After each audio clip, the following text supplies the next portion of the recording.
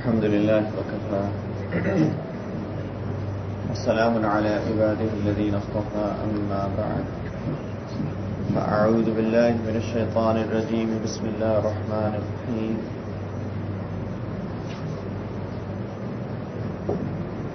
محمد رسول الله والذين معه أشداء على الكفار رحماء بينهم تراهم ركعا سجدا يبتغون فضلا من الله ورضوانا سيماهم في وجوههم من أثر السجود. فقال الله تعالى في مقام آخر فبما رحمة من الله لنت لهم ولو كنت فظا غليظ القلب لانفضوا من حولك. قال رسول الله صلى الله عليه وسلم ارحموا من في الأرض يرحمكم من في السماء.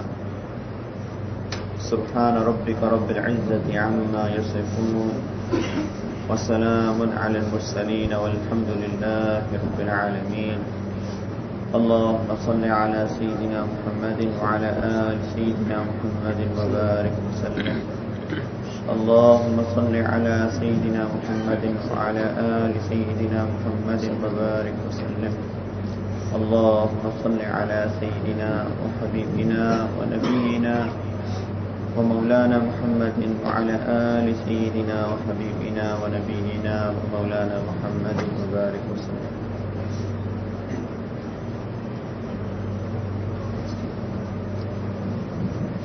اللہ سبحانہ و تعالی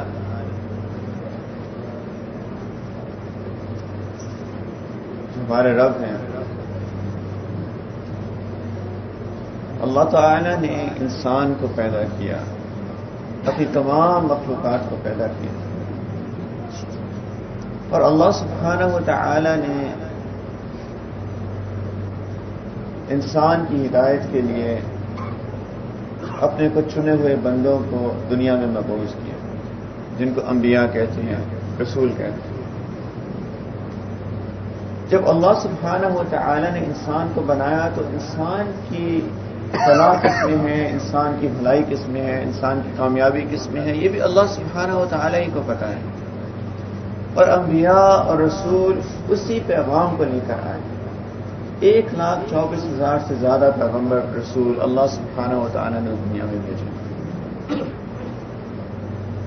ایسے بھی اوقات تھے جب ایک وقت میں کئی انبیاء ہوتے تھے. ایک شہر میں ایک سے زیادہ انبیاء ہوتے تھے. سیدنا موسیٰ علیہ السلام، سیدنا ہارون علیہ السلام کی مثال تو سبھی کو معلوم ہے. ایک شہر ہے جیسے سعید ہے، دوحہ ہے، ایک نبی ادھر ہوگا، ایک نبی ادھر ہوگا. بہت انبیاء آئے اور سب کا مقصد ایک ہی تھا کہ انسانوں کو ہدایت ملے. اللہ سبحانہ و تعالی نے کہا وما ارسلنا من رسول الا لیطاع باذن اللہ، کہ ہم نے کوئی رسول نہیں بھیجا مگر یہ کہ اس کی اطاعت کی جائے، کیونکہ جب اس کی اطاعت کی جائے گی تو انسانوں کو ہدایت ملے گی. ہدایت کا کیا مطلب ہے؟ ہدایت کا مطلب ہے کہ انسان بن کر زندگی گزارے، حیوان بن کر زندگی نہ گزارے. اگر انسان اپنی حقیقت کو بھول جائے تو انسان حیوان سے زیادہ کچھ نہیں ہے، بلکہ انسان حیوان سے بھی گر جاتا ہے. اللہ سبحانہ و تعالی نے کہا کہ اولئک کالانعام بل هم اضل، کہ انسان جو ہے وہ جانوروں کی طرح ہو جاتے ہیں، چوپایوں کی طرح، بلکہ ان سے بھی گر جاتے ہیں. بل هم اضل، کیوں؟ اولئک هم الغافلون، غفلت میں پڑ جاتے ہیں. انسان اپنی حقیقت کو بھول جاتا ہے. جب انسان اپنی حقیقت کو بھول گیا تو انسان اللہ کے نزدیک جانور سے بھی بدتر ہو جاتا ہے. انسان کو انسان بنانے کے لیے انبیاء کرام علیہ السلام کو اللہ سبحانہ و تعالی نے بھیجا. ہر وقت میں انبیاء آئے انسان کو انسان بنانے کے لیے. انسان کا کیا مطلب ہے؟ انسان کی ڈیفینیشن، انسان کی تعریف یہ ہے کہ انسان عبد اللہ ہے، اللہ کا بندہ. جب انسان عبدیت سے نکلنے کی کوشش کرتا ہے تو انسان انسانیت سے گر جاتا ہے. اللہ سبحانہ و تعالی نے ہم سب کو اپنا بندہ بنایا ہے. غلام کیا کرتا ہے؟ کسی غلام سے کسی نے پوچھا کیا کھاتے ہو یا کیا کھاؤ گے؟ کہتا کہ جو مالک کھلائے گا. کیا پیو گے؟ جو مالک پلائے گا. کیا پہنو گے؟ جو مالک پہنائے گا. فقہ کی کتابوں میں دیکھیں اب جو عبدیت کے جو غلاموں کی جو فقہ ہے اس کی تو کوئی صحیح نہیں ہے، اس کے پاس کوئی اختیار ہی نہیں ہے، شادی بھی نہیں کرتا اپنی مرضی سے. بندہ بھی غلام ہے اللہ سبحانہ و تعالیٰ کے، انسان کی کوئی مرضی نہیں ہے، ہم میں سے کسی کی کوئی اختیار نہیں ہے. اللہ تعالیٰ نے کہا کہ جب ایمان لے آئے تو تمہارے پاس کوئی اختیار باقی نہیں رہ گیا. اللہ کا حکم ہے اور ہم بندے ہیں، اور یہی بندگی سکھانے کے لیے انبیاء کرام علیہ السلام دنیا میں آئے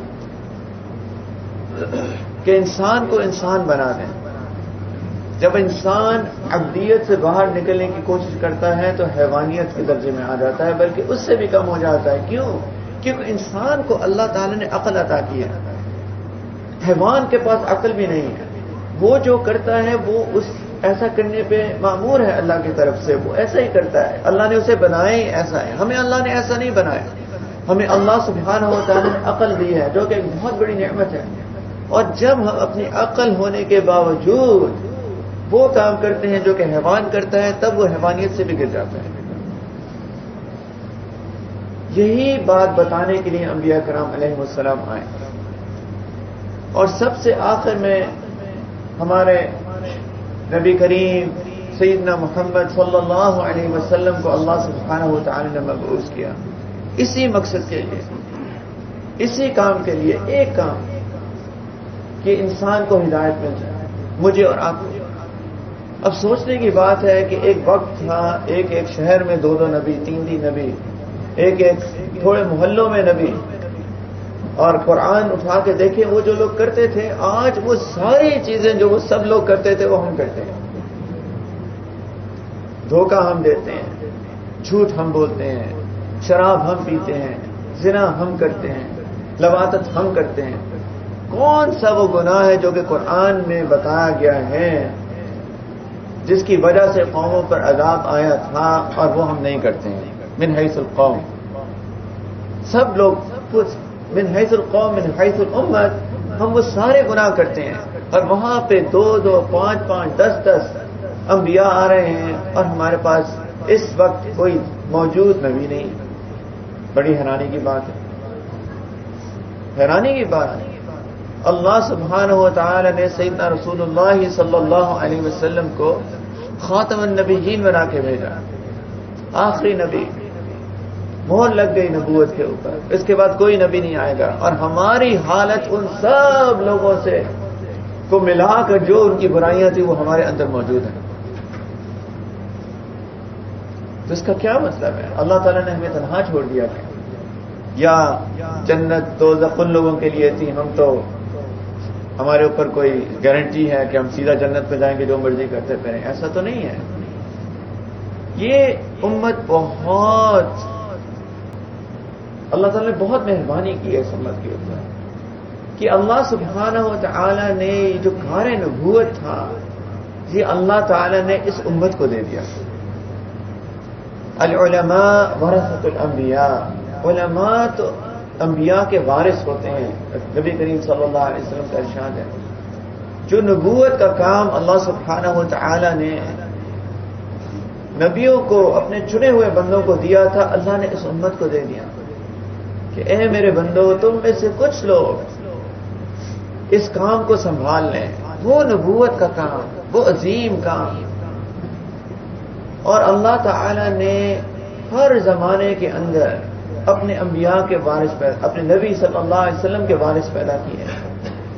اب اس وقت میں اتنے انبیاء اور سب کو اللہ سبحانہ و تعالی نے حکم دیا کہ جاؤ اور اس نبی کے ساتھ جڑ جاؤ اس نبی کے ساتھ اور اس کی ہدایات کو لے کر عمل کرو تاکہ تم انسان بن جاؤ. تو کیا ہمارے لیے کوئی حکم نہیں ہے؟ ہم کیسے انسان بنیں؟ ہم کیسے حیوانیت کے درجے سے نکل کر انسانیت کے درجے کے اندر آئیں؟ کیا کریں ہم؟ ہمارا بھی فرض ہے کہ ہم اپنے شہر میں، اپنے محلے میں علماء اور مشائخ کے ساتھ تعلق جوڑیں. یہ انبیاء کے وارث ہیں. ہمیں کچھ جنت گارنٹی نہیں ہے کہ ہم سارے جنت میں جائیں گے.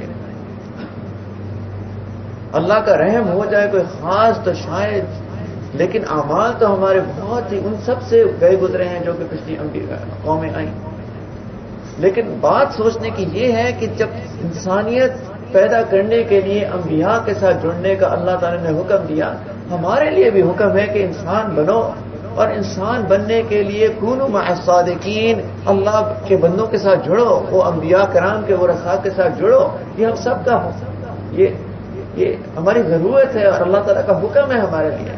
یہی حکم ہے. جب اللہ تعالیٰ کہتے ہیں کونوا مع الصادقین، اس کا یہی مطلب ہے کہ نبی تو نہیں آئے گا، لیکن انبیاء کے وارث تو آئیں گے اور ہر وقت میں آئیں گے اور ہر وقت میں موجود ہوں گے. اب تمہارا کام ہے کہ تم جاؤ اور ان کے ساتھ بیٹھو، ان کے ساتھ جڑو، انسان بنو، حیوان مت بنو، حیوانیت کی زندگی مت گزارو. ہم سب نے اللہ کے پاس واپس جانا ہے. ایک وقت آئے گا، ملک الموت آئیں گے، ہماری روح قبض کر کے لے جائیں گے. اس وقت پتہ چلے گا کہ ہم نے زندگی کیسے گزاری، انسان بن کے گزاری کہ حیوان بن کے گزاری. اور اس وقت بہت دیر ہو جائے گی میرے بھائیوں. تمام انبیاء کا یہی پیغام تھا کہ بندے بن جاؤ، اللہ کے بندے بن جاؤ، انسان بن جاؤ، کامیاب ہو جاؤ گے. جس نے بات مانی وہ کامیاب ہو گیا، جس نے بات نہیں مانی وہ ناکام ہو گیا. قرآن اسی لیے ہے، قرآن اس لیے نہیں ہے کہ اس کو وہاں پہ شیلف پہ رکھ دیں اور کبھی اس کو اٹھا کے نہ دیکھیں. قرآن اس لیے ہے تاکہ میں اور آپ اس سے رہنمائی حاصل کریں.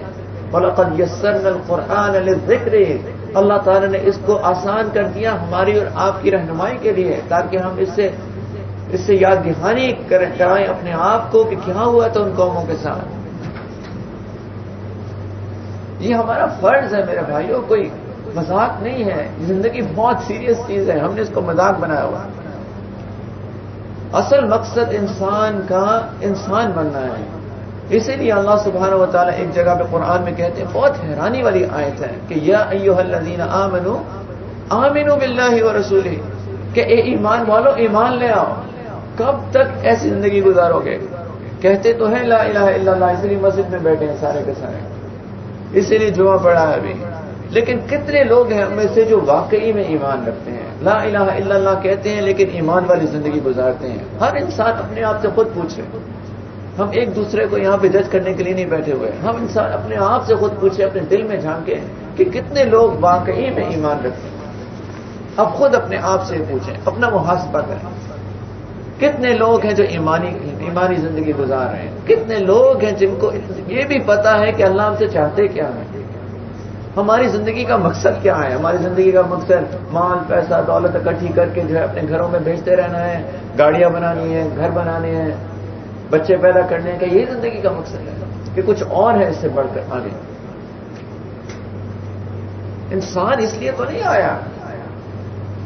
اللہ تعالیٰ تو انسان کو اپنا خلیفہ بنا کر بھیجا دنیا میں. انی جاعلک کیا ہے؟ جب اللہ تعالیٰ نے کہا وَقَالَ رَبُّكَ لِلْمَلَائِكَةِ إِنِّي جَاعِلٌ فِي الْأَرْضِ خلیفہ، کہ میں تو اللہ تعالیٰ نے فرشتوں سے کہا کہ میں تو دنیا میں اپنا خلیفہ پیدا کرنے والا ہوں. انبیاء کرام اللہ سبحانہ تعالیٰ کے خلفاء ہیں جو آ کے اللہ تعالیٰ کا پیغام لوگوں تک پہنچاتے ہیں کہ اے میرے بندے بن جاؤ اور کامیاب ہو جاؤ گے. اور ہم میں سے الا ماشاء اللہ بہت ہی کم لوگ ہیں، بہت ہی کم لوگ جن کو اس چیز کا احساس ہے، فکر ہے. ہم جاتے ہیں، صبح اٹھتے ہیں، ہمارا مقصد ہوتا ہے کہ ہم نے ابھی جاب پہ جانا ہے، جاب سے واپس آتے ہیں، تھکے ہوتے ہیں، سو جاتے ہیں، بیوی کھانا بناتی ہے، اگر کھانا نہیں صحیح بنا ہوگا تو تھوڑے چیختے چلاتے ہیں، اس کے بعد ٹی وی آن کر کے بیٹھ جاتے ہیں، اپنا وقت ضائع کرتے ہیں. نہ صرف وقت ضائع کرتے ہیں بلکہ گناہ کرتے ہیں اپنی آنکھوں کی حفاظت نہ کر کے، اور رات کو اپنی نفسانی خواہش پوری کرتے ہیں اور سو جاتے ہیں. صبح شام کا معمول، اس سے زیادہ کچھ بھی نہیں. یہ پتہ ہی نہیں ہم دنیا میں آئے کیوں ہیں. یہ تو جانوروں والی زندگی ہے، یہ تو لٹرلی جانوروں والی زندگی ہے. جانور بھی یہی کرتا ہے، کھاتا ہے، پیتا ہے، اپنی خواہش پوری کرتا ہے اور بس. تو ہم میں اور اس میں کیا فرق؟ یہ تو بہت پریشانی والی بات ہے. یہ تو ایک المیہ ہے. اور اس کی وجہ یہ ہے کہ ہمیں کبھی یاد ہی نہیں کہ ہماری زندگی کا مقصد کیا ہے. ہم انسان ہیں, ہم عبد اللہ ہیں, اللہ تعالیٰ کے بندے ہیں. اس سے بڑا ٹائٹل ہمارے پاس کوئی نہیں ہے.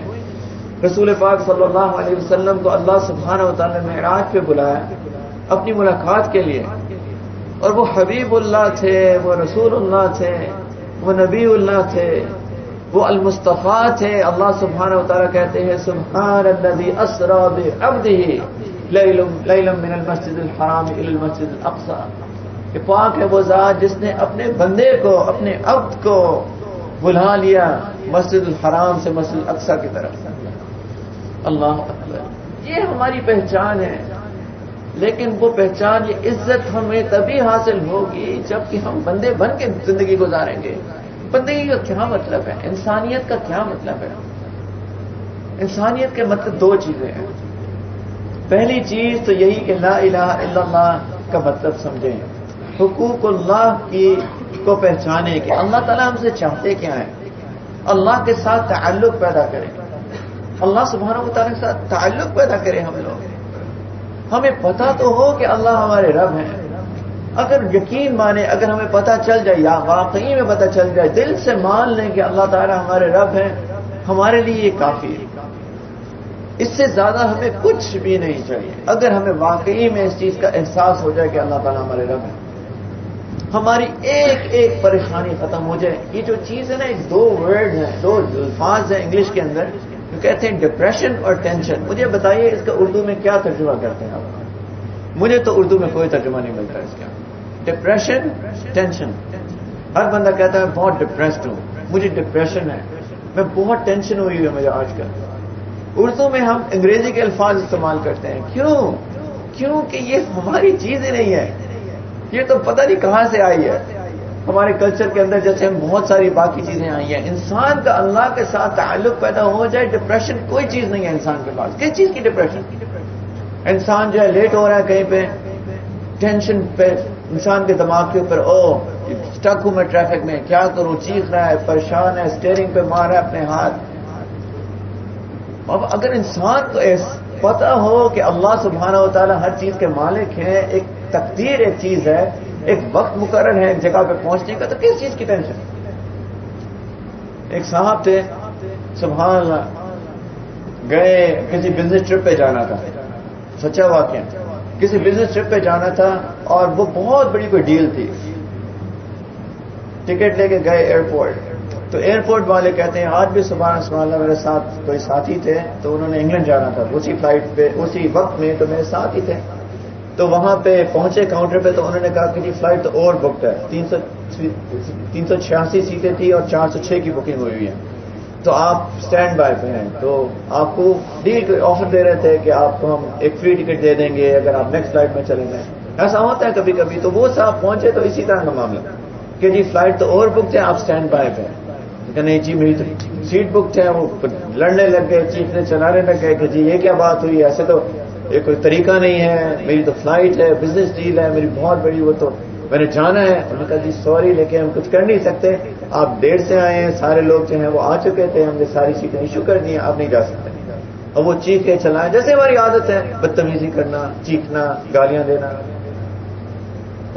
تو چلے گئے گھر گئے, تو گھر جا کے اب تھوڑی دیر بیٹھے کہ اتنی دیر میں خبر آ گئی کہ وہ جو جہاز جس پہ انہوں نے جانا تھا وہ کریش ہوا, اور سارے کے سارے مسافر اس میں فوت ہو گئے. اب وہ شکر کر رہے ہیں بیٹھے, اللہ کا شکر ہے. اب ان کو بزنس ڈیل یاد نہیں ہے, وہ جو ملینز کی بزنس ڈیل ہونی تھی. یہ انسان کی حقیقت ہے. ٹینشن, چیخنا, چلانا, پریشان. کبھی ساتھ بیوی بیچاری بیٹھی ہوگی ٹریفک میں, خود چاہتے اور اس کو گالیاں دے رہے ہیں, اس کا کیا قصور ہے بیچارے کا. ایسے ہی کرتے ہیں, اکثر لوگ ایسا کرتے ہیں. کیوں؟ اللہ کے ساتھ تعلق نہیں ہے. ڈپریشن کس چیز کا ہے؟ ڈپریشن پتہ ہے کیا ہوتا ہے؟ ڈپریشن اصل میں یہ چیز ہوتی ہے کہ ہم جو ہے نا دو چیزوں کا مرکب ہے. ہمارے اندر ایک جسم ہے اور ہمارے اندر ایک روح ہے. جب انسان کی روحانیت کم ہو جاتی ہے تو جو ایک نیچرلی اللہ تعالیٰ نے انسان کو ایسا بنایا ہے کہ اس کو روحانیت کی ضرورت ہوتی ہے. انسان کو ذکر کی, مراقبے کی, تلاوت کی, ان سب چیزوں کی ضرورت ہے. یہ روح کی غذا ہے, موسیقی نہیں ہے روح کی غذا. سبحان اللہ, موسیقی روح کی غذا ہے. لوگ یہ کہتے ہیں عجیب. ذکر, مراقبہ, تلاوت, صدقہ, خیرات, نماز, تہجد, یہ روح کی غذا ہے. جب انسان روح کو غذا نہیں دیتا نا تو وہ کمزور ہو جاتی ہے, اور انسان اپنے اندر ایک ہالونیس, ایک گیپ فیل کرتا ہے. یہ ڈپریشن ہوتی ہے. اس لیے تو اللہ تعالیٰ کہتے ہیں کہ الا بذکر اللہ تطمئن القلوب, کہ ذکر سے تو دلوں میں اطمینان آتا ہے, یعنی ڈپریشن ختم ہو جاتی ہے. اگر کسی کو ڈپریشن کا علاج کرنا ہو نا تو وہ اینٹی ڈپریشن گولیاں کھانے سے نہیں ہوتا, وہ بھی ایک بیماری ہے. لوگ جو ہے مسلمان ہو کے جو اصل علاج ہے اس کو چھوڑ کے ڈپریشن کی گولیاں کھانے شروع ہو جاتے ہیں. میں ہر بندے کو جو مجھ سے بات کر کے کہتا ہے کہ جی میں سائیکیٹرسٹ کے پاس گیا تھا, سائیکالوجسٹ کے پاس گیا تھا, اس نے مجھے اینٹی ڈپریشن گولیاں دے دی, میں اس سب کو منع کرتا ہوں خدا کے بندے اس پہ نہ جانا. ایسی عادت انسان کو پڑتی ہے, ایسی ایڈکشن ہوتی ہے کہ انسان کے لیے وہ چھوڑنا محال ہو جاتا ہے. پلیز کوئی نہ کیا کرے. علاج ڈپریشن کا اللہ کے ساتھ تعلق ہے. روحانیت ہے, ذکر ہے, مراقبہ ہے, تلاوت ہے, نماز ہے, تہجد ہے, دعائیں ہیں. یہ ہے ڈپریشن کا علاج. کبھی کر کے تو دیکھیں. شریعت کی پابندی ڈپریشن کا علاج ہے 100%. یہ نہیں کہ صبح نماز بھی پڑھ لی اور پھر رات کو مووی بھی دیکھ لی, پھر تو ڈپریشن ہی ہوگی نا, اور کیا ہوگا؟ پھر تو پریشانیاں آئیں گی زندگی میں, اور کیا ہوگا؟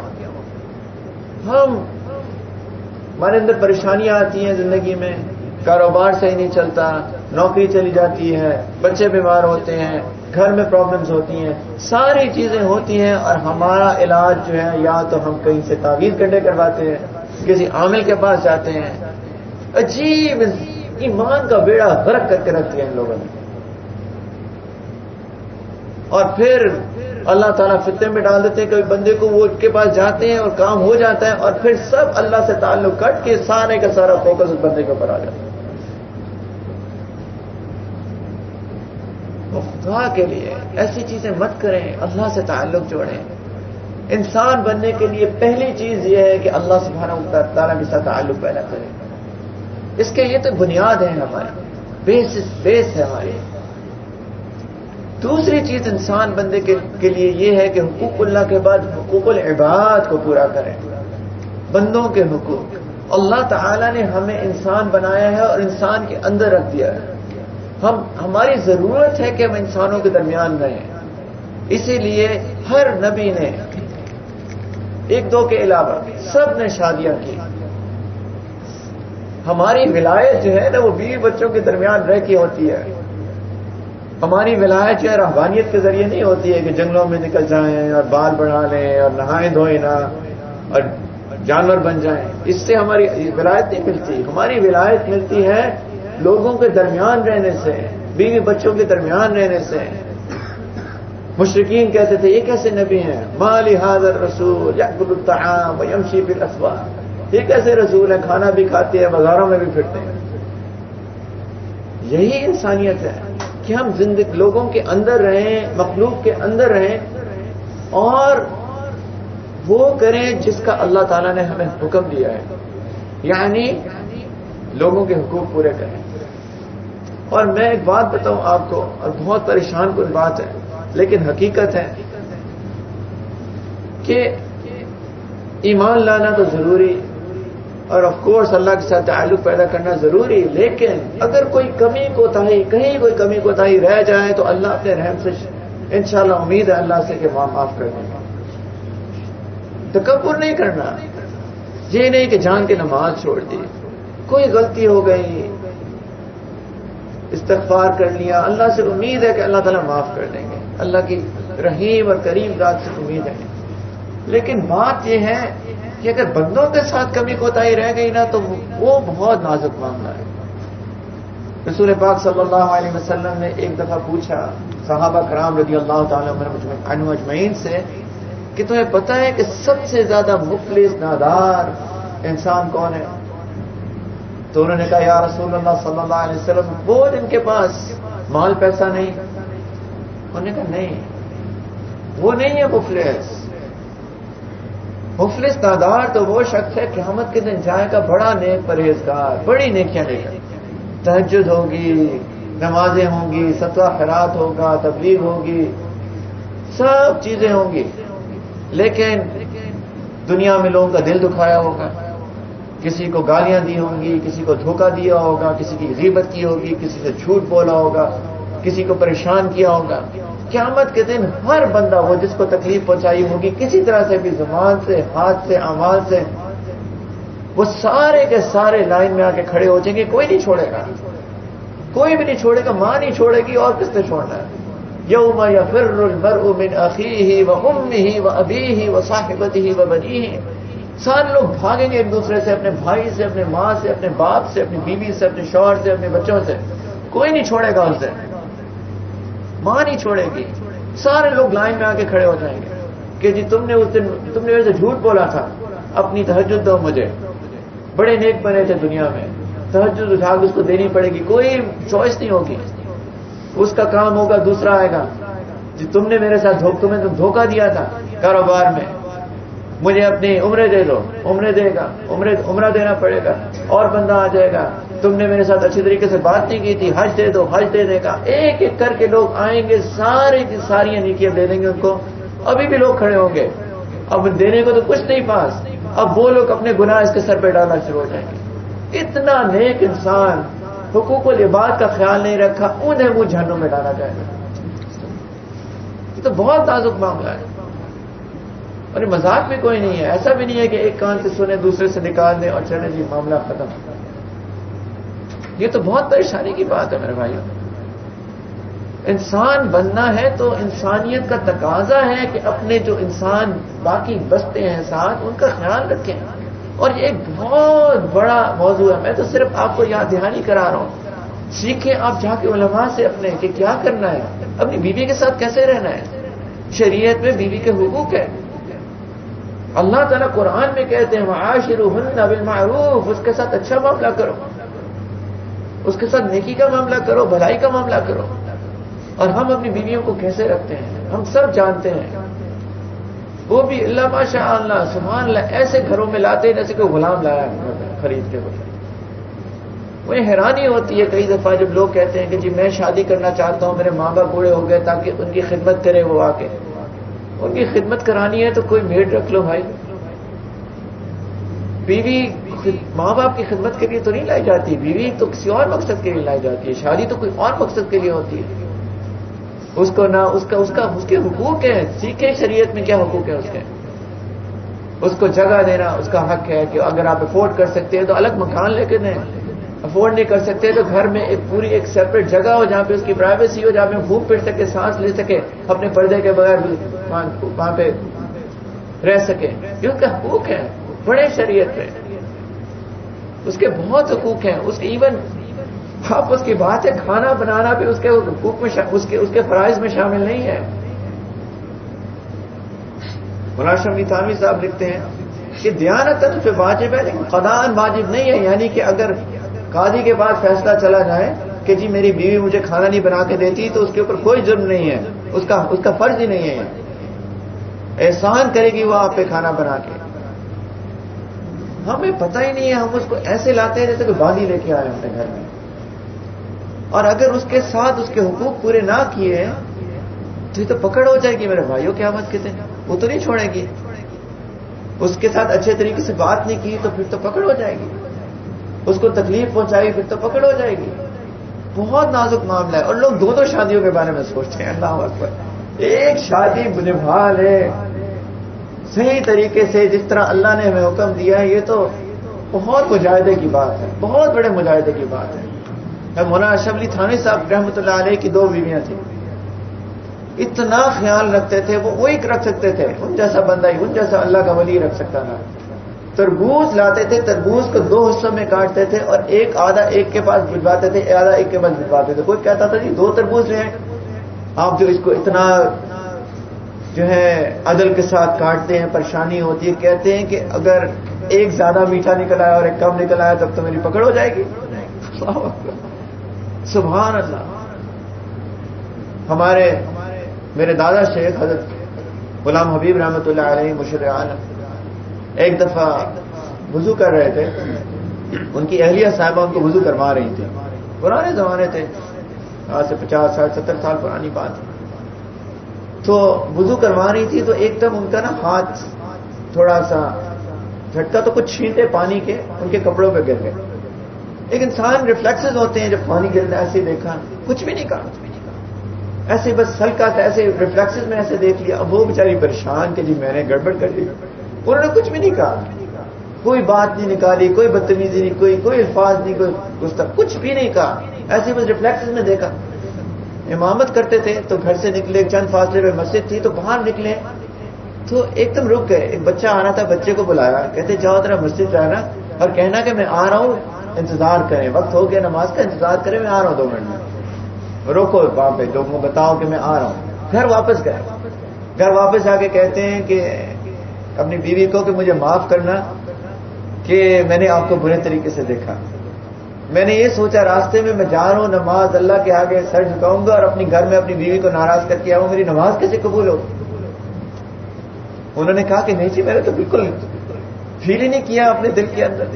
آپ نے یہ کیسے سوچ لیا کہ میں ناراض ہوں؟ آپ چاہیے. سبحان اللہ، کیسا تقویٰ تھا. اور یہ میں کوئی آج سے 1000 سال پرانی باتیں نہیں کر رہا، میں آج کل کے زمانے کے مشائخ اور اولیاء کی بات کر رہا ہوں. ہمارے اپنے اسلاف، ہمارے اپنے بزرگ، اپنے اکابرین کی بات کر رہا ہوں، جن کو شاید کچھ لوگوں نے اپنی آنکھوں سے دیکھا ہے. یہ شریعت ہے میرے بھائیوں. بیوی کا خیال کریں، اپنے بھائیوں کا خیال کریں. صحابہ نے یہ دونوں چیزیں پائی تھی، اللہ کے ساتھ تعلق تھا. اب احادیث اٹھا کے دیکھیں انسان حیران ہوتا ہے. آپ میں جو بھی علم پڑے ہوئے ہیں، آپ احادیث اٹھا کے دیکھیں لگتا ہے وہ کس کوئی اور مخلوق تھے. ہر وقت ان کے ذہن پہ ایک ہی چیز سوار تھی کہ اپنی انسان کیسے بن رہے ہیں، اللہ کے ساتھ تعلق کیسے پیدا کر رہے ہیں. ہر وقت یہی بات. کوئی ان کو یہ نہیں ہوتا تھا کہ یہ نئی مووی کون سی آئی ہے اور نیا تماشا کون سا لگنے لگا ہے اور نیا سرکس کون سا آئے گا. ایسی باتیں تو کوئی بھی نہیں کرتے تھے. بیٹھے ہوتے تھے رسول پاک صلی اللہ علیہ وسلم، کوئی بات کرتے تھے اور ان کی آنکھوں سے آنسو کی لڑیاں ہوتی تھیں.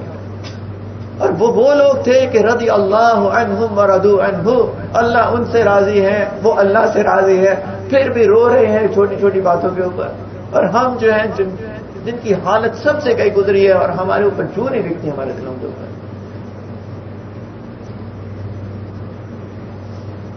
آپس میں ان کا تعلق دیکھیں انسان حیران ہوتا ہے. اللہ نے خود گواہی دی قرآن کے اندر، محمد الرسول اللہ، کہ محمد صلی اللہ علیہ وسلم اللہ کے رسول ہیں. والذین معہ، جو ان کے پاس ہیں، ان کی معیت میں ہیں، ان کے اصحاب ہیں. اشداء علی الکفار، جب حق باطل کی بات ہوتی ہے تو بہت ان کے اندر شدت ہوتی ہے، کھڑے ہو جاتے ہیں باطل کے خلاف. لیکن رحماء بینہم، آپس میں ایسا رحم کا معاملہ، ایسی محبت کا معاملہ. اور اللہ کے ساتھ تعلق کیسا؟ تراہم رکعا سجدا یبتغون فضلا من اللہ ورضوانا، ہر وقت ان کو دیکھو گے سجدے میں، رکوع میں، اللہ کا فضل تلاش کرنے کی حالت میں رہتے ہیں ہر وقت. یہ انسانیت ہے. یہ رسول پاک صلی اللہ علیہ وسلم نے ہم کو سکھایا. اللہ سے تعلق پیدا کرو، آپس میں رحم کا معاملہ کرو، اپنے ایک دوسرے کے حقوق پیدا کرو، پورے کرو. ہم واقعات پڑھ کے دیکھ لیں، تاریخ کی کتابیں بھری ہوئی ہیں کتابیں. صحابہ کے واقعات پڑھیں، وہ ہمارے رول ماڈل ہیں. وہ بھی تو انسان تھے نا، وہ بھی تو رسول پاک صلی اللہ علیہ وسلم کی امتی تھے جیسے ہم ہیں، آپ ہیں. عجیب واقعات. ایک واقعہ سب کو پتا ہوگا، صرف یاد دہانی کے طور پہ ذکر کر رہا ہوں. جنگ کا موقع ہے، گرمی ہے، شدت ہے، پیاس ہے، تھکن ہے، زخم ہے. انسان کی حالت میں میری ابھی مجھے پیاس لگ رہی ہے، میں نے بس کتنا آدھا گھنٹہ بات کی ہے شاید. اتنی پیاس کی حالت. اور ایک صحابی آتے ہیں، ایک صحابی جو ہے بالکل آخری لمحات ہیں، بہت پیاس، آخری لمحات ہیں، شدت پیاس کی، شدید ترین حالت. جو کچھ صحابی معمور ہیں پانی پلانے پہ، ایک پانی پلانے آتے ہیں ان کے پاس، اور سوچیں میں صرف اس پہ ریفلیکٹ کریں کہ کتنا ان کو دل چاہ رہا ہوگا پانی پینے کو. لیکن جیسے ہی پانی پینے لگتے ہیں ان کو قریب سے ایک آواز آتی ہے، العطش، پیاس پیاس، پانی چاہیے مجھے. اس حالت میں کہتے ہیں اس کو کہ جاؤ، مجھے لگتا ہے میرا بھائی زیادہ چاہتا ہے پانی، اس کو زیادہ نیڈ ہے پانی کی، زیادہ طلب ہے پانی کی، اس کو جاؤ کہ پہلے پانی پلا دو. وہ چھوڑ کے جاتے ہیں دوسرے کے پاس، دوسرا پانی پینے لگتے ہیں صحابی. ایک تیسری آواز آتی ہے، پیاس پیاس پانی. وہ کہتے ہیں لگتا ہے اس کو زیادہ ضرورت ہے، آپ ان کو جا کے پہلے پانی پلا دیں. تیسرے کے پاس جاتے ہیں، جب ان کے پاس پہنچتے ہیں تو وہ شہید ہو چکے ہوتے ہیں. دوسرے کے پاس آتے ہیں، وہ شہید ہو چکے ہوتے ہیں. پہلے کے پاس آتے ہیں، وہ شہید ہو چکے ہوتے ہیں. اللہ عجیب. اور آج تو ہماری یہ حالت ہے کہ ہم تو اتنی ہمارے اندر طمع ہے، ہم کھانے پہ بیٹھتے ہیں. سبحان اللہ، آپ خود سوچیں، کھانے پہ بیٹھتے ہیں 5 بھائی 4 بھائی مل کے، اور دیکھتے ہیں چاول کی مثال کے طور پہ ایک بوٹی پڑی ہے. ہر بندے کی کوشش ہوتی ہے کہ میں وہ لے لوں کسی طرح سے. صحیح کہہ رہا ہوں غلط کہہ رہا ہوں؟ ہر بندے کی کوشش ہوتی ہے کہ کسی طرح مجھے مل جائے اور دوسرے سے میں چھین لوں کسی طرح سے. کہاں گیا وہ ایثار، وہ قربانی، وہ محبت، وہ رحم، وہ انسانیت؟ صحابی آتے ہیں مسجد نبی میں صلی اللہ علیہ وسلم سفر کر کے، اجنبی ہے. رسول پاک صلی اللہ علیہ وسلم بیٹھے ہیں صحابہ کے ساتھ، کہتے ہیں کہ مسافر آئے، کون اس کو اپنے گھر لے کے جاتا ہے، مہمان بناتا ہے ان کو. اب سبحان اللہ، ایسا ان کے اندر جذبہ، ایسی ان کے اندر تڑپ کہ کسی طرح سے میں بازی لے جاؤں. وفی ذلک فلیتنافس المتنافسون. ایک صحابی فوراً ہاتھ کھڑا کرتے ہیں، یا رسول اللہ میں لے کے جاؤں گا. اور ان کی لے کے جا رہے مہمان کو، گھر کی حالت ایسی غربت کی حالت کہ اتنا بھی صرف اتنا سا کھانا ہے کہ میاں بیوی 2 بچے شاید تھوڑا سا کھا لیں کہ رات کو سو سکیں. اتنا سا کھانا ہے گھر میں بس، لیکن فوراً ہاتھ کھڑا کیا، میں لے کے جاؤں.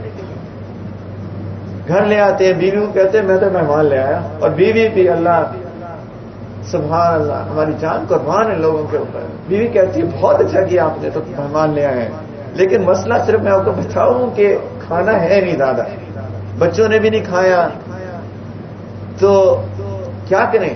اب وہ مشورہ کر رہے ہیں آپس میں میاں بیوی. تو پھر مشورہ ہوا کہ دیکھو بچوں کو نا سلا دو کسی طرح بہانے سے، کوئی بات نہیں کھانا کھائیں گے. تو ماں کا دل ہی جانتا ہے یہ بات، بچے بھوکے سو جائیں. جن کے گھر میں خواتین ہیں اور بچے ہیں وہ جانتے ہیں ماں کا دل، بچہ بھوکا سو جائے، سلا دیتی ہے ماں. پھر اب کیا کریں؟ کھانا گرم کریں. کھانا تو صرف اتنا ہی، اگر پیٹ بھر کے کھائیں گے تو شاید ایک آدمی کھا سکے. تو پھر کیا کریں؟ اچھا کھانا لا کے رکھیں مہمان کے سامنے، اور جب رکھ دیں تو چراغ بجھا دیں، اندھیرا کر دیں بالکل. اور آپ جو ہے بس ایکٹنگ کریں کہ جیسے آپ بھی کھا رہے ہیں اور مہمان کو کھانے دیں. وہ سمجھے گا آپ بھی کر رہے ہیں، وہ پیٹ بھر کے کھائے گا. ہماری کوئی بات نہیں ہے، نہ میاں کھاتا ہے، نہ بیوی کھاتی ہے، نہ بچے کھاتے ہیں. مہمان کھاتا ہے اسی طرح، پیٹ بھر کے کھاتا ہے. اسے پتہ بھی نہیں چلتا کہ کسی اور نے کھانا نہیں کھایا، اسے پتہ بھی نہیں چلتا. پہلی بات تو آج ہم کریں گے نہیں کریں گے بھی تو 10 دفعہ احسان جتوائیں گے اس کے اوپر. کس کو پتہ تک نہیں چلتا کہ گھر میں کسی نے کھانا نہیں کھایا، صرف میں نے کھانا کھایا. صبح رسول پاک صلی اللہ علیہ وسلم کے پاس جاتے ہیں، وہ خوشی سے ان کا چہرہ جگمگا رہا ہوتا ہے کہ اللہ تو تمہاری رات کی مہمانی بڑی پسند آئی. جبرائیل علیہ السلام آ جاتے ہیں، آیات لے کے قرآن کی، وَيُؤْثِرُونَ عَلَىٰ أَنفُسِهِمْ وَلَوْ كَانَ بِهِمْ خَصَاصَةٌ، کہ وہ لوگ ہیں جو دوسروں کو ترجیح دیتے ہیں اپنے اوپر، بے شک ان کے پاس کچھ نہیں ہے. یہ انسانیت ہے. حیوان مت بنے، انسان بن کے زندگی گزاریں. حقوق اللہ کو پورا کریں، حقوق العباد کو پورا کریں. اور ایک ایک کے حقوق ہے، بیوی کے حقوق، بچوں کے حقوق، والدین کے حقوق، شوہر کے حقوق، بہن بھائی کے حقوق، ساتھیوں کے حقوق. مسجد میں ہم بیٹھے ہیں، ہمارے حقوق ہیں ایک دوسرے کے اوپر. اسی لیے تو ہم جمعے کے دن نہا دھو کے خوشبو لگا کے آتے ہیں، کیونکہ حقوق ہے، تاکہ تکلیف نہ پہنچ جائے میرے بھائی کو جو میرے ساتھ بیٹھا ہے. ایسا نہ ہو کہ میرے پسینے کی بدبو سے اس کو تکلیف ہو، ایسا نہ ہو کہ میری سگریٹ کی بدبو سے اس کو تکلیف ہو، ایسا نہ ہو کہ میرے پیاز کھانے کی تکلیف سے اس کو بدبو سے تکلیف ہو. رسول پاک صلی اللہ علیہ وسلم نے کہا نماز مسجد میں آؤ تو پیاز مت کھا کے آنا. کیوں کہہ رہے ہیں وہ کہ حرام ہے پیاز؟ اس لیے کہ ایسا نہ ہو تمہارے منہ سے بدبو آئے اور اس کو تکلیف ہو بیچارے کو، دوسرے کو.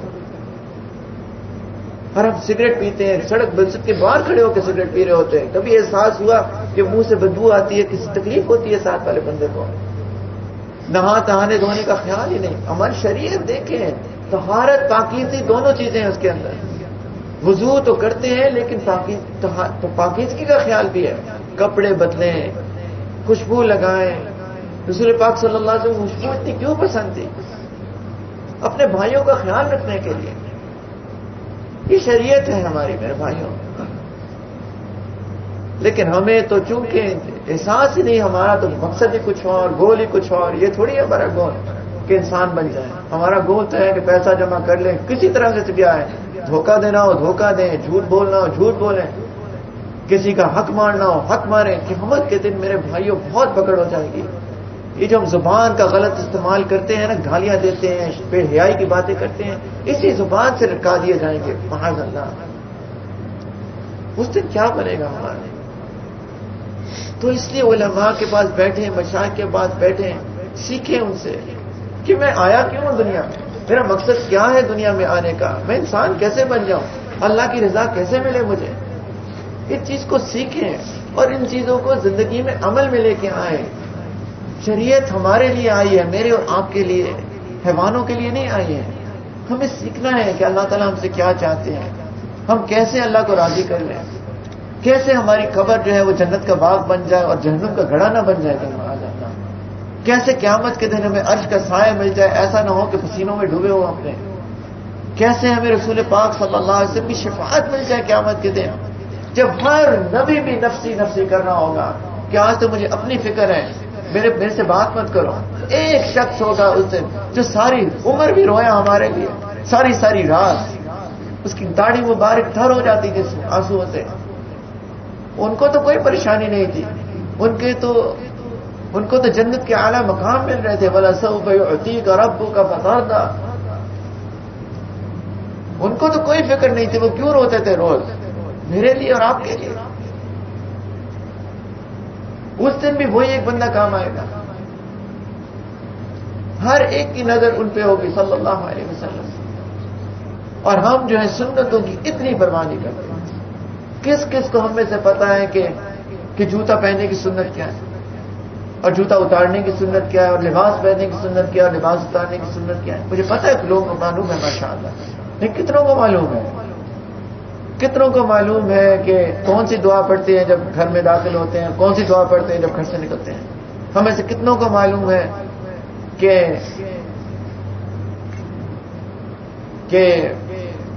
کھانا کھانے کی دعا کیا، کھانے کے بعد سبحان اللہ؟ ایسے بھی ہیں ہم لوگ، ہم میں سے کچھ. یہ تو چھوٹی روز مرہ کی ہر وقت کی باتیں ہیں. ہمیں ظاہری سنتیں بھی اپنانی ہیں، باطنی سنتیں بھی اپنانی ہیں.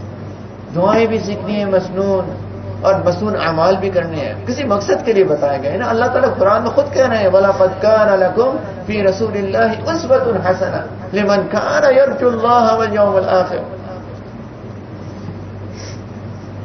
رسول پاک صلی اللہ علیہ وسلم کی زندگی میں تمہارے لیے ایک نمونہ ہے تاکہ تم اس کو فالو کرو. کیوں؟ اگر تم اللہ سے ملنا چاہتے ہو. اور جس کو قیامت کے دن کھڑا ہونا ہے وہ سب سنت کو اپنائیں، ظاہری بھی باطنی بھی. ظاہری سنتیں بھی باطنی سنتیں بھی. کچھ لوگ ظاہری سنتیں اپنا لیتے ہیں، ان کے اخلاق اتنے برے ہوتے ہیں کہ اللہ کی پناہ. اور کچھ لوگ الٹے ہیں، وہ بھی شیطان کے، جی بس میں تو بہت لوگوں کے ساتھ بھلائی کرتا ہوں، ظاہری سنتوں کی کیا ضرورت ہے. دونوں غلط ہیں. ہمیں ظاہری سنتیں بھی اپنانی ہیں، باطنی سنتیں بھی اپنانی ہیں. اگر سنت کو اپنا کے جائیں گے تو قیامت کے دن رسول پاک صلی اللہ علیہ وسلم کی شفاعت کی امید کر سکتے ہیں. آگے تو اللہ کا فضل کا معاملہ ہوگا تبھی کام ہوگا. تو میرے بھائیوں، انسان بننے کی ہمیں کوشش کرنی ہے. اس کے لیے بیٹھنا ہے، مشائخ کے ساتھ جڑنا ہے، علماء کی محفل، علماء سے سیکھنا ہے شریعت کیا ہے، علم حاصل کرنا ہے اور اس کو اپنی زندگیوں میں لانا ہے. ہمیں خدا کے لیے اکثر لوگ جہاں پہ آدھی سے زیادہ عمر گزار چکے ہیں، وہ تو موت بہت قریب ہے، ایک دن آئے گا وقت، بس تو اس کی تیاری کرنی ہے. پلیز اپنی زندگیوں کا رخ بدلیں اللہ کی طرف. انسان بن کے ہم سب زندگی گزارے پلیز.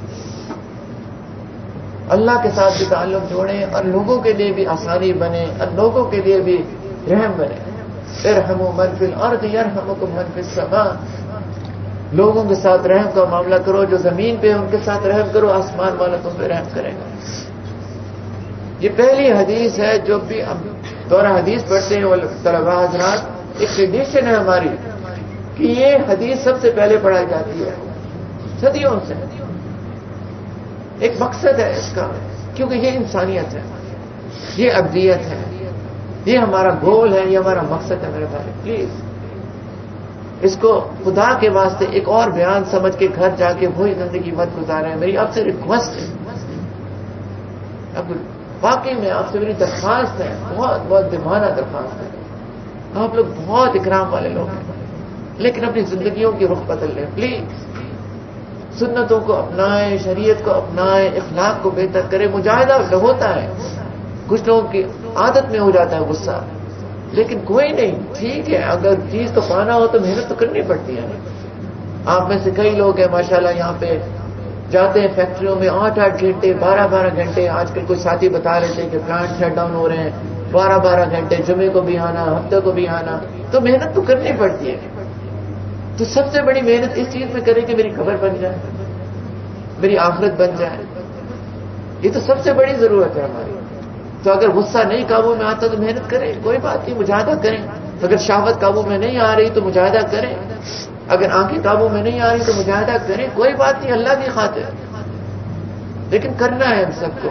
اخلاق بہتر بنائیں، اللہ کے ساتھ تعلق جوڑیں، انسان بنیں، اور پھر اللہ سے دعا کریں. انشاءاللہ اللہ تعالیٰ رحم کا معاملہ فرمائیں گے، کیونکہ اللہ کا وعدہ ہے کہ والذین جاہدوا فینا لنہدینہم سبلنا. اگر کوشش کرو گے، اپنی طلب دکھاؤ گے، اپنا رخ موڑو گے، اللہ تعالیٰ وعدہ کر رہے ہیں ایک طرح سے لنہدینہم، میں ضرور بے ضرور تمہیں اپنے راستے پہ کی رہنمائی دوں گا. لیکن ہمیں اپنے اللہ کو دکھانا ہے، طلب دکھانی ہے. ایٹ لیسٹ توبہ تو کر لینا. پہلی چیز اپنے گناہوں سے معافی تو مانگ لے، تو پہلا سٹیپ ہے اللہ کی طرف جانے کا. پہلے یہ ہے کہ توبہ کر لے. توبہ ہوتا ہے کہ نادم ہو جائے انسان دل کے اندر. میں نے تو زندگی تباہ کر لی، اتنے گناہ کر لیے، آنکھوں کی حفاظت نہیں کی، شہوت پہ کنٹرول نہیں کیا، اخلاق نہیں تھے، بیوی بچوں سے ایسے بری طریقے سے رہا، اور ساری چیزیں. توبہ کر لیں، معافی مانگے اللہ سے. پہلی چیز ندامت، استغفار، اور اس کے بعد ارادہ، پکا ارادہ کہ یا اللہ اب میں کوشش کروں گا کہ ایسی چیزیں میں نہ کروں. شریعت کی پابندی کریں، سنت کی پابندی کریں. سنت ظاہری سنتے، بات کی سنتے. پہلا سٹیپ تو لے لیں، اللہ کو دکھا تو دیں، باقی اللہ پہ چھوڑ دیں، دعا کریں. مشائخ کے ساتھ جٹ جائیں، ان کی صحبت پہ بیٹھیں، علماء سے سیکھیں دین. انشاءاللہ اگر ہم یہ سب کریں گے تو اللہ تعالیٰ کی طرف سے رحمتوں کی بارش ہوگی. اللہ تو انتظار کرتے ہیں، اللہ تعالیٰ تو انتظار کر رہے ہوتے ہیں. اللہ تعالیٰ تم سے بہت محبت کرتے ہیں. اللہ تعالیٰ تو کہتے ہیں کہ کہاں جا رہے ہو؟ فَأَيْنَ تَذْهَبُونَ مَا غَرَّكَ بِرَبِّكَ الْكَرِيمِ. کس چیز نے تمہیں اپنے اتنے کریم رب سے دھوکے میں ڈال کے رکھا ہوا ہے؟ میری طرف آؤ. کدھر جا رہے ہو؟ کیا کر رہے ہو؟ کیا زندگی کا مقصد بنایا ہوا ہے؟ تو پلیز میری ریکویسٹ ہے آپ سے، بہت بہت دوبارہ درخواست ہے میری آپ سب لوگوں سے، دل سے میں کہہ رہا ہوں آپ لوگوں سے، پلیز اپنی زندگیوں کا رخ بدلے. اس کو بس ایک اور بات سمجھ کے نہ گھر میں چلے جائیں. توبہ کریں اپنے گناہوں سے، اپنی زندگیوں کو اللہ کی طرف موڑیں، سنتوں کی زندگی اپنائیں، کامل شریعت کی زندگی اپنائیں. اللہ تعالیٰ خیر کا معاملہ فرمائے. وآخر دعوانا الحمد للہ رب العالمین. اچھا دعا کریں.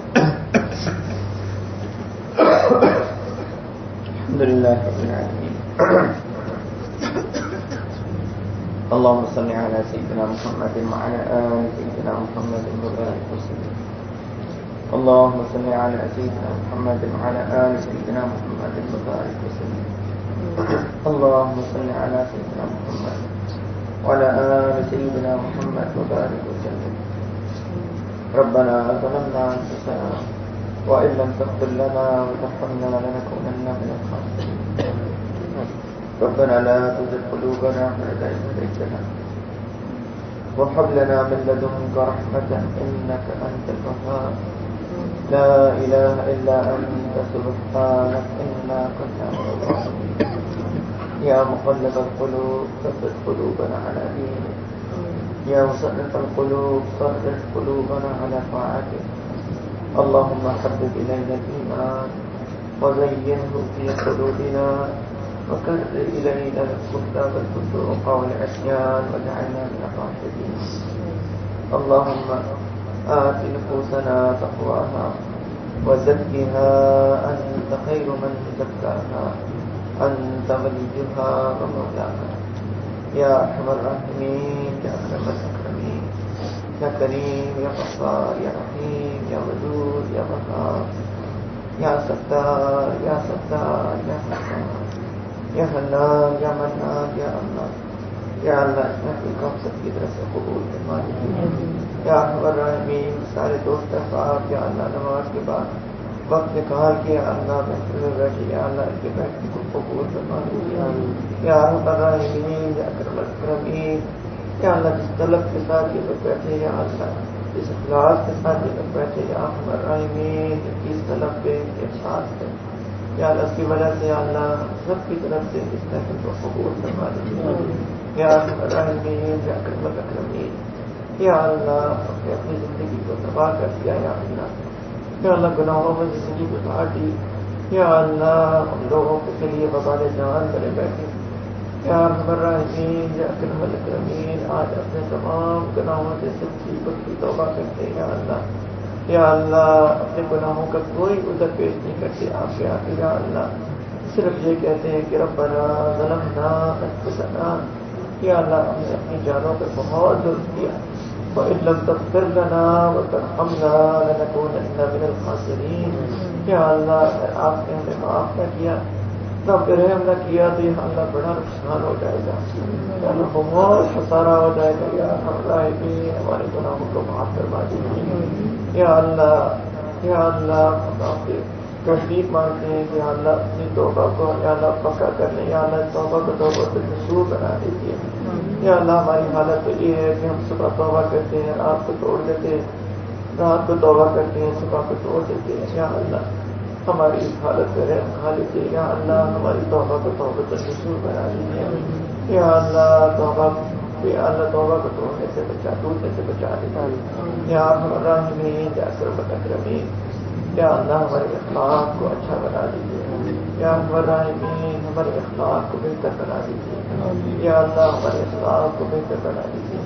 یا اللہ ہم لوگوں کے لیے آسانیاں پیدا کرنے والے بنے. اللہ لوگوں کے لیے مشکلیں پیدا کرنے والے نہ بنے.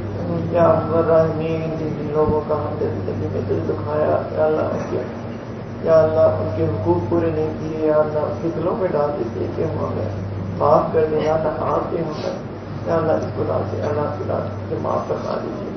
یا ارحم الراحمین یا اکرم الاکرمین یا اللہ یا ارحم الراحمین آپ ان لوگوں کو یا اللہ اپنے خزانوں سے یا اللہ اس کی کمپنسیشن عطا فرما دیجیے. اللہ ایسا نہ ہو کہ قیامت کے دن میں سب لوگ کھڑے ہو جائیں اپنے حقوق لینے کے لیے. یا اللہ ہمارے پاس تو نہیں کچھ نہیں. یا اللہ کوئی عمل نہیں. یا ارحم الراحمین یا اللہ اگر وہ لوگ بھی چھوٹے بوٹے اعمال جو تھوڑے سے ہیں شاید یا اللہ وہ لینے آ گئے تو ہمارا تو کچھ بھی نہیں بنے گا. یا اللہ یا ارحم الراحمین اپنے خزانوں سے یا اللہ ان کو بدل عطا فرما دیجیے. ان کے دلوں میں ڈال دیجیے کہ ہمیں معاف کر دیں. یا ارحم الراحمین اللہ آئندہ کی زندگی یا اللہ پہلے سے بہتر بنا دیجیے. ہر آنے والا وقت یا اللہ گزرے ہوئے وقت سے بہتر بنا دیجیے. یا اللہ ہر آنے والے وقت کو گزرے ہوئے وقت کے لیے کفارہ بنا دیجیے. یا ارحم الراحمین یا اکرم الاکرمین یا اللہ ہر چیز میں برکتیں عطا فرما دیجیے. یا اللہ ہم نے اپنے گناہوں کی وجہ سے برکتوں کے دروازوں کو بند کر دیا. یا اللہ آج تو گناہوں سے سچی توبہ کرتے ہیں. یا اللہ برکتوں کے دروازوں کو کھول دیجیے. یا اللہ آسمان کی برکتیں بھی عطا فرما دیجیے زمین کی برکتیں بھی عطا فرما دیجیے. یا ارحم الراحمین یا اکرم الاکرمین یا اللہ اپنے دین کی خدمت کے لیے قبول فرما دیجیے. یا اللہ کسی قابل نہیں. یا اللہ لیکن ہمیں یہ بھی معلوم ہے کہ آپ کے یہاں قابلیت نہیں چلتی قبولیت چلتی ہے. یا اللہ ہمیں سب کو اپنے دین کی خدمت کے لیے قبول کروا دیجیے. یا اللہ جس زمرے میں بھی یا اللہ آپ بہتر کرتے. یا اللہ ہم سب کو اپنے دین کی خدمت کے لیے قبول فرما لیجیے. یا اللہ ہماری زندگی کے مقصد کو ٹھیک کر دیجیے. یا اللہ ہمیں موت کی تیاری کی توفیق عطا فرما دیجیے. یا اللہ جو کس نے دعا دینے کا ہے یا اللہ آپ ان کی ضرورتوں کو ان سے بہتر جانتے ہیں. یا اللہ ان کی ضرورتوں کو یا اللہ اپنے خزانوں سے پورا کروا دیجیے. یا اللہ لوگوں کی پریشانیوں کو دور کروا دیجیے. یا اللہ جو گمراہ ہیں ان کو ہدایت عطا فرما دیجیے. یا اللہ جو روحانی جسمانی طور پہ بیمار ہیں یا اللہ اس کے سے کامنا عاجلہ ان کا مرہ نصیب فرما دیجیے. یا ارحم الراحمین یا اکرم الاکرمین. یا اللہ ہماری اولاد کی حفاظت فرما دیجیے. یا اللہ ہمارے ایمان کی حفاظت فرما دیجیے. ہمارے اولاد کی ایمان کی حفاظت فرما دیجیے. یا اللہ بڑی قیمتی چیز ہے یا اللہ جو آپ نے ہمیں دی. یا اللہ ہم اس کی حفاظت نہیں کر سکتے. یا اللہ آپ حفاظت فرما دیجیے. یا اللہ یا ارحم الراحمین اکرم الاکرمین. یا اللہ ہر لمحے اپنی قابل رضا نصیب فرما دیجیے. یا اللہ ہم ایک لمحے بھی آپ کی ناراضگی برداشت نہیں کر سکتے. یا اللہ ہم تو آپ کی یا اللہ نعمتوں پر جی رہے ہیں. یا اللہ ہم ایک قدم نہیں اٹھا سکتے آپ کی رحمتوں کے بغیر. یا اللہ ہم ایک سانس نہیں لے سکتے آپ کی رحمتوں کے بغیر. یا اللہ ہم ایک فیصلہ نہیں کر سکتے آپ کی رحمتوں کے بغیر. یا اللہ اپنی ناراضگی سے محفوظ کروا دیجیے. یا اللہ ہماری کمیوں کو تاہیوں کو اپنے فضل سے اپنے کرم سے یا اللہ اپنے رحمت سے معاف کروا دیجیے. یا ارحم الراحمین ہر وقت اپنی رضا نصیب فرمائیے. یا اللہ اور سب سے زیادہ یا اللہ موت کے وقت اپنی کامل رضا نصیب فرمائیے. یا اللہ پہلے ہم سے کامل راضی ہوئیے گا پھر ہمیں موت عطا کیجیے گا. یا اللہ کل میں یا اللہ موت کے وقت بھرنے کی توفیق عطا فرما دیجیے. یا اللہ ہمارے نفس کو ہماری موت سے پہلے صرف اپنے فضل سے اپنے کرم سے نفس مطمئنہ بنا دیجیے. یا اللہ کسی پریشانی میں یا اللہ کسی بھی یا اللہ امتحان میں ڈالے بغیر یا اللہ صرف اپنے فضل اپنے کرم سے ہمارے نفوس کو نفس مطمئنہ بنا دیجیے. یا اللہ ہماری قبروں کو جنت کے باغوں میں سے باغ بنا دیجیے. سوالوں کو آسان فرما دیجیے. یا اللہ قبر کو یا اللہ وسعت عطا فرما دیجیے. نور سے بھر دیجیے. یا اللہ قیامت کے دن اس خان پہ کھڑا کیجیے کہ آپ ہم سے راضی ہوں. یا اللہ اپنے عرش کے جانب سائے میں جگہ عطا فرمائیے. یا اللہ یا ارحم الراحمین یا اللہ رسول پاک صلی اللہ علیہ وسلم کے ہاتھ سے ہمارے کوثر عطا فرمائیے. یا اللہ اس کی شفاعت عطا فرمائیے. یا اللہ سنت اور سیدھ کا باقی توفیق عطا فرمائیے. یا اللہ ایسا نہ ہو کہ قیامت کے دن ہم جائیں رسول پاک صلی اللہ علیہ وسلم کے سامنے ایسا نہ ہو کہ اپنا منہ پھیر لیں. یا اگر وہ ایسا کہہ دے کہ میں نے تمہارے لیے روتا تھا ساری رات اپنی نیند کیسے گزاری. یا اللہ ہمارا کیا بنے گا. یا اللہ ہمیں کامل سنت کامل شریعت کی پابندی کی توفیق عطا فرمائے تاکہ اس دن رسول پاک صلی اللہ علیہ وسلم سے ملاقات ہو ہم سے خوش ہو ہم سے راضی ہو. یا اللہ ہماری شفاعت کرے. یا اللہ اپنے فضل سے یا اللہ ہم سب کو بغیر حساب کتاب کے یا اللہ جگہ عطا فرما دیجیے. دوسرے پاک صلی اللہ علیہ وسلم کے قدموں میں جگہ عطا فرما دیجیے. یا اللہ سب سے بڑھ کر یا اللہ اپنا دیدار احتجاب عطا فرما دیجیے. یا اللہ چھوٹی بہو بڑی بات ہے ارحم الراحمین کسی قابل نہیں. یا ارحم الراحمین یا اللہ کیا کریں. یا ارحم الراحمین یا اللہ یا اللہ آپ کی تو آپ ہی کے بندے ہیں. یا اللہ یا اللہ آپ کو پورا حق یہ کہنے کا کہ یہ ساری دعائیں جو تم مانگ رہے ہو انہیں تو میں ابو بکر کو دیتا تھا, عمر کو دیتا تھا, عثمان کو دیتا تھا, علی کو دیتا تھا, فلحال کو دیتا تھا. تمہاری کیا وقت یہ پتہ لیکن ان کے یہاں بے رب سے ہمارے بھی صرف کہاں پہ تم سے یہاں آپ مانگے تو کس سے مانگے. یا اللہ یا اللہ ہماری کمزوریوں پہ رحم کر کے یا اللہ تمام نعمتیں دنیا آخرت کی کامل عطا فرما دیجیے. یا ارحم الراحمین یا اللہ اپنا ساتھ عطا فرما دیجیے, اپنی حفاظت عطا فرما دیجیے. یا ارحم الراحمین سبحان بشکل گناہ کی حفاظت فرما دیجیے. ربنا تقبل منا انك انت السميع العليم وتب علينا إنك أنت التواب الرحيم. وصلى الله تعالى على خير خلقه سيدنا وحبيبنا محمد وعلى آله وصحبه أجمعين برحمتك يا أرحم الراحمين والحمد لله رب العالمين.